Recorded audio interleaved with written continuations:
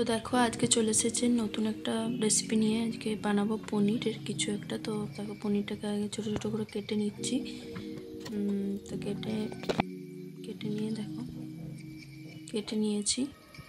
এরপরে কাজু নিয়ে নিয়েছি মিক্সারে, এরপরে গ্রাইন্ড করে নিচ্ছি। দেখো গ্রাইন্ড করে নিয়েছি। এরপরে একটা গ্রিন চিলি নিয়েছি। এরপরে এটাকে ছোটো ছোটো করে কাটতে হবে। যে যেটাতে পারো কাটবে, আমি এখানে ছুরি দিয়ে কাটি, এটা আমার সুবিধা হয় কাটতে। আমি আরেকটাও গ্রিন চিলি নিয়ে নিয়েছি, দেখো কেটে নিচ্ছি। আর ছোট ছোট করে কাটবে, দেখতেও ভালো লাগে। এটা একটা এক সাইডে করে নিচ্ছি।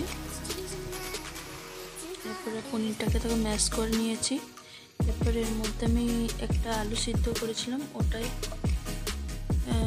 ছালটা ছাড়ানো হয়নি, তাই ছালটা ছাড়িয়েই তারপরে দেখো এটার উপরে ম্যাশ করে দিচ্ছি।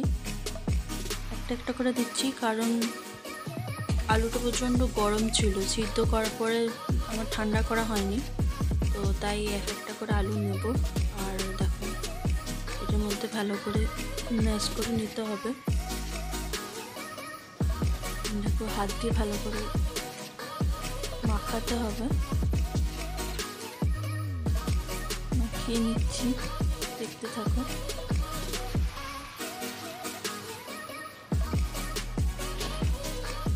একটু নুন দিয়ে দেবে এটাতে পরিমাণ মতো, তোমাদের নিজেদের স্বাদ অনুযায়ী নুন দিয়ে দেবে। দেখো এরপর হাতে ঘি নিয়ে নিয়েছি। এরপরে একটু করে পনিরটা আর আলুটা মাখানো হয়ে গেছে যেটা, সেটা করে হাতে করে যেরকম লুচি বানাই সেরকম করে গোল করে নিচ্ছি। এই দেখো গোল হয়ে গেছে, এই দেখো এরকম করে লাড্ডুর মতো বানিয়ে নিতে হবে। এরপর একটা পাত্রে তেল গরম করতে দিয়েছি। তেলটা হালকা গরম হলেই আমি আস্তে আস্তে পনিরের লাড্ডুগুলো ছেড়ে দিচ্ছি।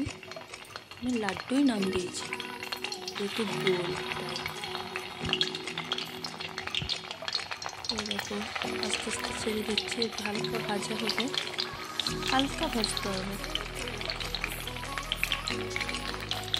হালকা ভাজা হলে আমি এটাকে তুলে নিয়েছি। দেখো এই দেখতে পাচ্ছি হলুদ হলুদ হয়ে গেছে, হালকা হালকা ব্রাউন ব্রাউন হয়ে গেছে। তাকে একটা পাত্রে আমি তেল গরম করতে দিয়ে দিয়েছি, ওখানে একটু জিরেও দিয়ে দিয়েছি। জিরেটা হালকা ভাজা ভাজা হলে তারপরে গোটা গরম মশলা দিয়ে দিচ্ছি।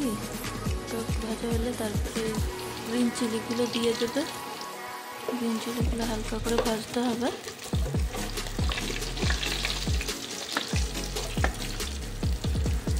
হালকা করে ভেজে নেবে, কারণ কি আমি এই সম্পূর্ণ খাবারটায় পেঁয়াজ রসুন ছাড়া করছি, তাই এটাকে আমি তার জন্য গ্রিন চিলিটার পরিমাণটা একটু বেশিই দিয়েছি। তোমরা নিজেদের স্বাদ অনুযায়ী করবে। আমি একটু ঝাল খাই, তো তার জন্য আমি একটু বেশি করে কাঁচা লঙ্কাটা দিয়েছি। আর এটাকে একটু খুব ভালো করে তারপরে তখন কাজুর পেস্টটা দিয়ে দিচ্ছি। কাজু পেস্টের পরে কাজুটা যে একটু লেগে রয়েছে সেটাকে জল দিয়ে দেবো। দেখতে থাকো। দেখো জল দিয়ে দিয়েছি। এরপর একটু নাড়িয়ে চাড়িয়ে নেওয়ার পরে দেখো এটার মধ্যে একটু দই দিয়ে দেবে। টক দই হলে বেটার হয়, টক দই দিয়ে দেবে। আমি এখানে টক দই ইউজ করেছি।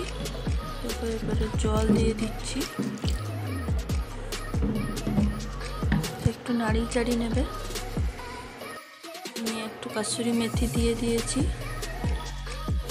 এরপরে গরম মশলা গুঁড়ো দিয়ে দিচ্ছি, একটু বেশি করে দেবে, বললাম তো যেহেতু পেঁয়াজ রসুন দিইনি তাই।